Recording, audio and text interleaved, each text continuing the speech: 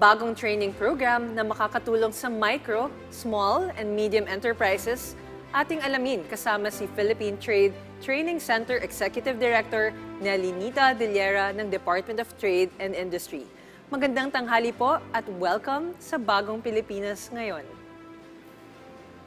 Good morning po. Good morning, Yusek Marge, and good morning po kay Nina Corpus at sa lahat po ng mga nasa likod po ng programang ito. Magandang umaga po.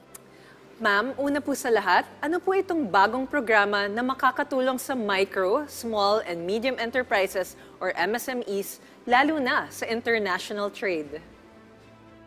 Yeah, maraming salamat po sa tanong. Actually po, ang Philippine Trade Training Center, ang original po talaga naming mandate ay tumulong po sa mga exporters.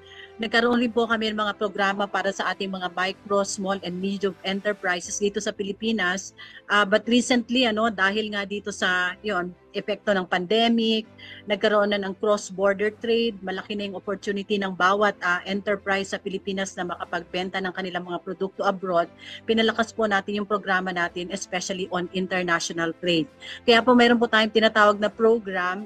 Ito po yung napapabilang po sa International Trade Center na nilaunch po natin last year. At nagkaroon na rin po tayo ng pilot run para po doon sa ating po mga exporters po sa Pilipinas. Okay, maaari niyo po bang ipaliwanag itong PTTC Arise Plus Training Platform? Paano po ito magiging accessible sa ating mga MSMEs? Okay, online po ito siya. Tinatawag po natin siyang virtual learning system. Developed siya ng International Trade Center based in Geneva, of course in consultation with exporters in the Philippines, dahil alam naman natin na kailangan din nating malaman yung mga batas na pag-export natin dito sa Pilipinas. And online siya, pero ang sabi nga natin, we can actually support, provide assistance doon po sa ating mga enterprises kung paano po yung matutunan nila online. Ito kasi yung napansin natin, pag nagbibigay tayo ng online training sa mga kababayan nating Pilipino exporters or enterprises, minsan if we just leave them on their own, either hindi natatapos, alam mo yon, hindi po nako-cover lahat or hindi nasasagot yung mga katanungan na kailangan nilang makompleto. So ang ginawa po natin together with the ITC, online yung training courses, kaya lang po merong live na facilitator para i-guide po yung ating mga participants kung paano po mag-go through, paano po nila gamitin yung online learning materials and documents hanggang po dun sa aspeto ng pagsasagot po ng mga questions. Meron din po mga workshop na ginagawa dito kung saan facilitated din po siya nito ng in-person. So ginagawa natin in-person yung facilitation but the contents are generally online. Yun po. Ma'am, meron po tayong tanong mula sa ating kasamahan sa media na si Noel Talakay ng PTV. Sa ngayon daw, ilan po ang nakarehistro sa platform na ito?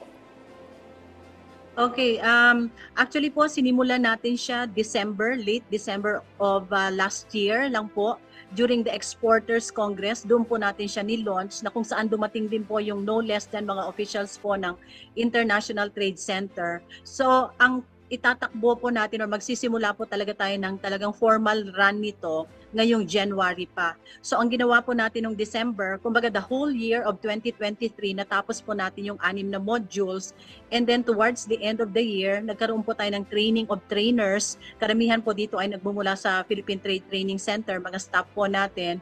Tinrain sila kung paano po naman mag-train ng ating mga exporters na gamitin yung online learning courses at ma-facilitate po yung mga workshops at pati na rin po yung mga quizzes na nandoon.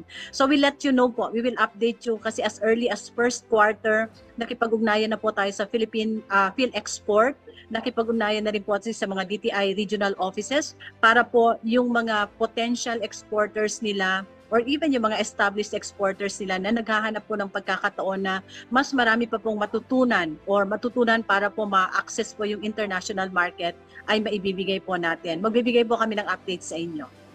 Ma'am, ano naman po yung 6 na comprehensive courses na kabilang sa training platform na ito? Okay po. So unang-una po dito yung rules of international trade. Kasi alam naman natin, 'di ba? Iba yung iba yung pagte-trade, iba yung pagbebenta dito sa local or sa domestic market kumpara sa ibang bansa. So international trade, hindi lang, although ITC ang partner natin dito, hindi lang po Europe yung market na tinitingnan natin mabigyan ng information yung ating mga exporters, kundi pati na rin po yun sa mga ibang bansa kung saan nag-export kasalukuyan ang mga Filipino exporters. Pangalawa dito, yung pro forma invoice. Kasi isa yun siya sa mga documents na kinakailangang ma-fill out ng ating mga exporters para sa Bureau of Customs, pati na rin po yung mga trade regulatory agencies. Kasi halimbawa pag fresh processed or fresh fruits or fresh products na blast frozen ba siya or whatever, may mga kinakailangan kasing ma-comply sila sa international market before they can be accepted.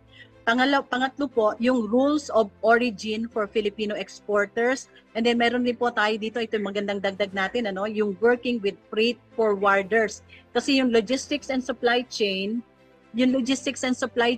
ang isa rin sa pinaka-challenge talaga ng mga exporters natin kung saan dinadala nga nila yung kanilang mga produkto sa ibang bansa.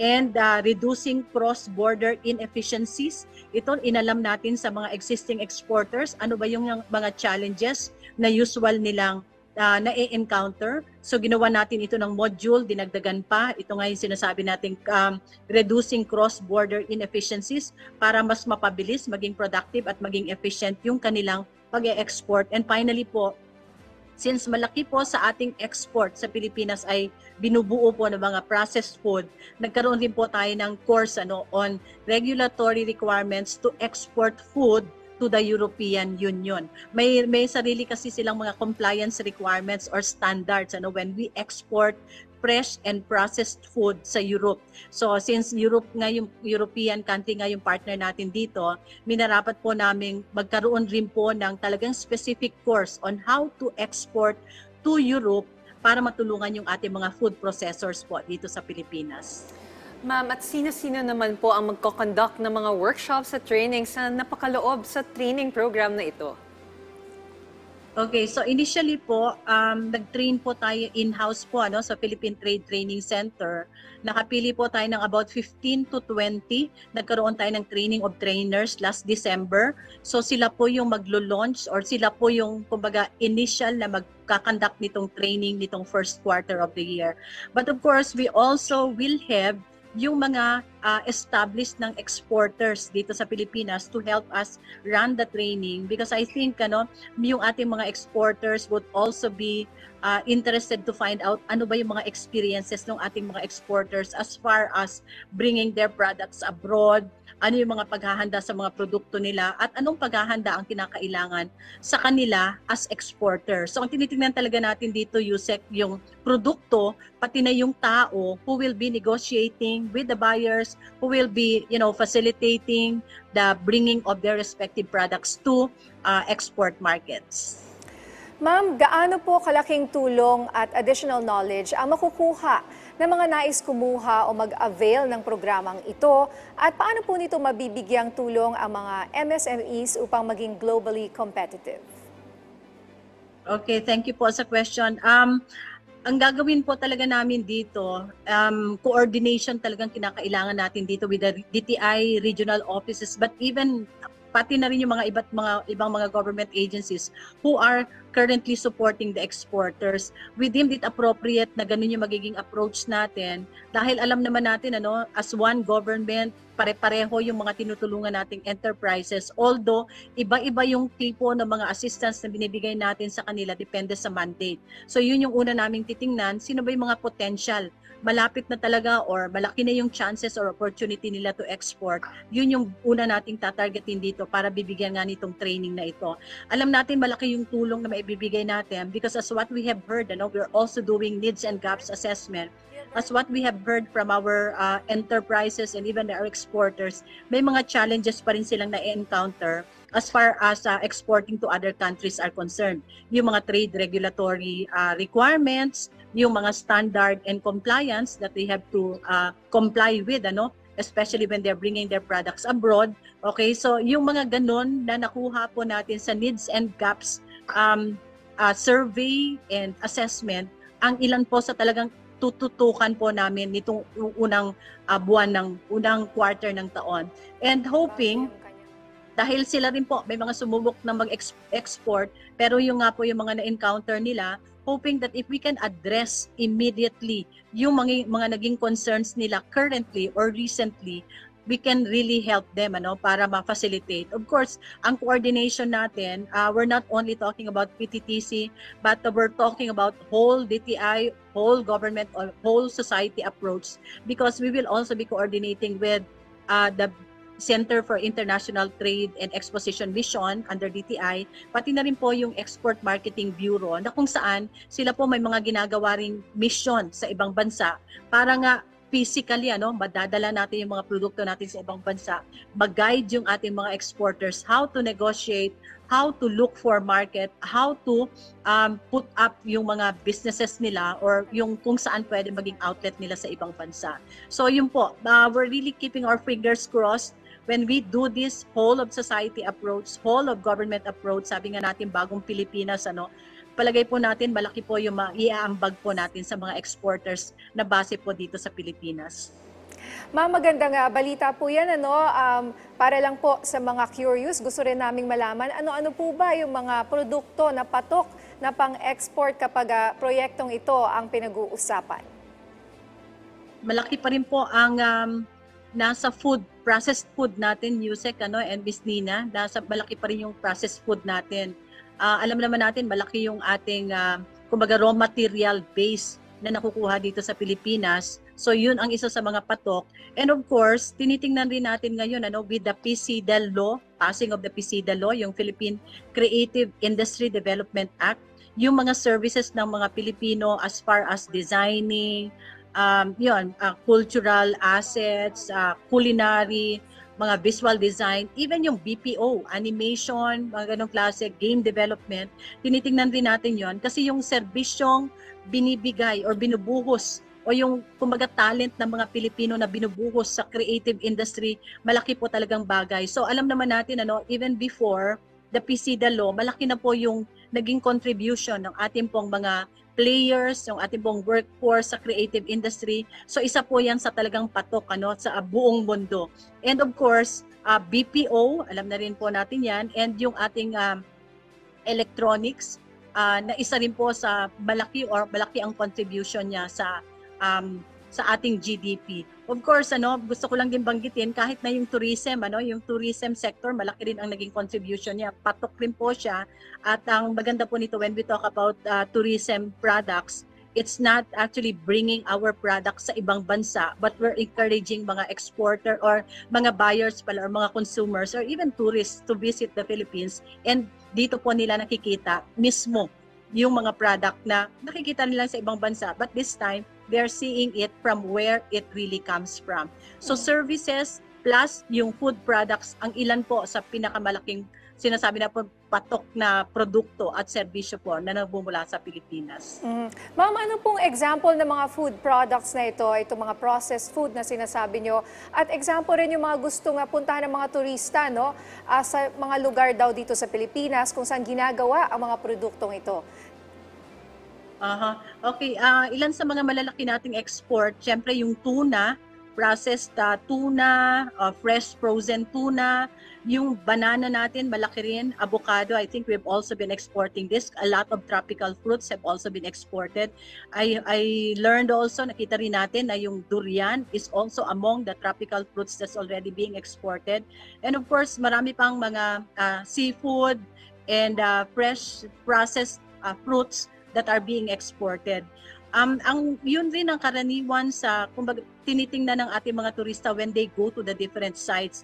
Alam natin na when we talk about tourism, malaki talaga yung arrival when we talk about yung mga usual Palawan, Cebu, Baguio, but there are already a lot of emerging destinations like for example going to Mindanao, because I'm from Mindanao myself. I'd like to believe na lumalaki po yung bilang ng mga turistang pumupunta ng Davao, pumupunta po dyan sa Soxargen area or even dyan sa Zamboanga Peninsula. So what we're saying is nai-spread po yung areas na binibisita ng ating mga turista. And what we're happy about is that the different government agencies are really working together to put forward the best foot forward ng Philippines as far as products and services are concerned. So services that are provided dun sa mga tourism destination, but at the same time they also experience and get to partake yung mga food products that are locally produced, or minsan may mga infusion na sinasabi natin sa international taste or palate. But what we're saying is dito sa Pilipinas, when they come, na-experience nila hindi lang yung magandang serbisyo, but even yung mga food products that we are known for or we are proud of, not only in the Philippines but internationally. Okay. Ma'am, lastly, mensahe nyo na lang po sa ating mga kababayan na nakatutok sa ating programa ngayon. Maraming salamat, Nina. Alam naman natin ngayon, malakas po ang social media. Ang dami-dami pong available na online courses. Makakuha po tayo ng certification doon. But more than the certification, I think what's more important is kung ano po yung learning na makukuha natin para ma-improve yung sarili natin, para maging marketable tayo. And at the same time, maging marketable rin yung mga products natin. So ang panawagan ko na lang po siguro, yung let's not stop yung capability building that we're always talking about. Lifelong learning nga, hindi tayo dapat titigil pagka-graduate na natin ng college or doctorate or PhD, but tuloy-tuloy po natin ngayon. Online, alam ko naman marami sa ating mga kababayang Pilipino ang talagang mahilig mag-scroll, maghanap ng mga anong pwedeng matutunan. Please try po ninyo. Visit our website po, pttc.gov.ph. Doon po marami na po tayong online courses na available, free. Meron din po tayong free learning materials doon po sa ASEAN SME Academy. Makikita po ninyong lahat yan sa ating website. So let's make use of our time productively and efficiently by adding value to what we already have right now. Thank you very much, Ms. Nina. Maraming salamat po sa inyong oras, Philippine Trade Training Center Executive Director Nelinita Deliera ng DTI.